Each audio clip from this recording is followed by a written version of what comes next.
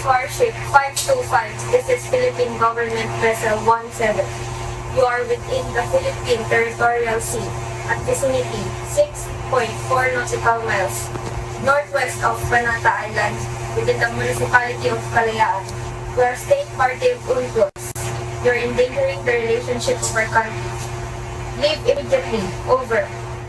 Sa ikatlong araw ng Embedded Maritime Patrol ng Armed Forces of the Philippines sa Kalayaan Island Group, isang Manshan-Jiangkai class frigate ng People's Liberation Army Navy na may bow number 525 ang namonitor ng BRP Andres Bonifacio o PS-17 malapit sa Panata Island bandang alas 7:40 ng umaga.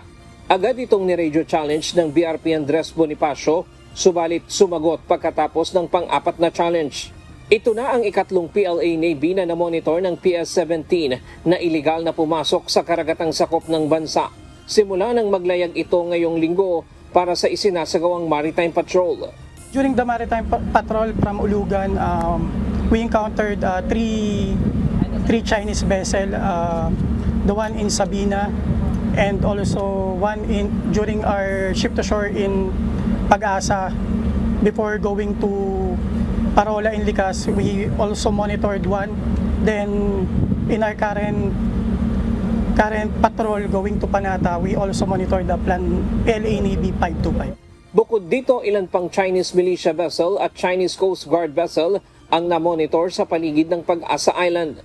Gayunman, naging matagumpay ang kabuuang maritime patrol sa West Philippine Sea.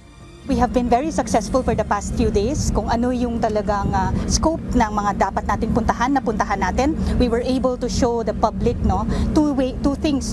One is the heroism and sacrifice ng ating mga tropa. Nagtitiis na malayo sa pamilya pero at the same time nagagampanan pa rin yung misyon ng Sandatahang Lakas ng Pilipinas na protektahan at i-uphold itong sovereignty natin dito sa different areas. Goal natin dito is may pakita natin sa ating mga kababayan at sa buong mundo in general kung ano yung kagandahan nitong mga features talaga na atin.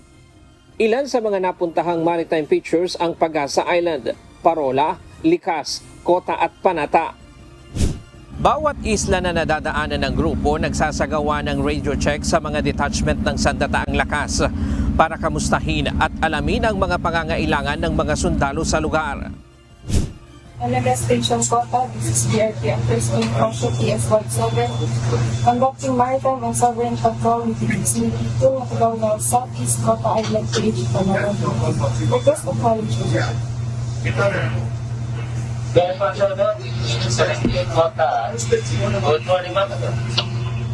Gayunman dahil sa namumuong sama ng panahon, nagkaroon ng pagbabago sa maritime patrol at hindi na itutuloy ang isa pang programa na nakatakda sana bukas sa Pag-asa Island. Ryan Lacanlale, UNTV News and Rescue. Diyos ang aming sandigan, serbisyo publiko ang aming pinahahalagahan.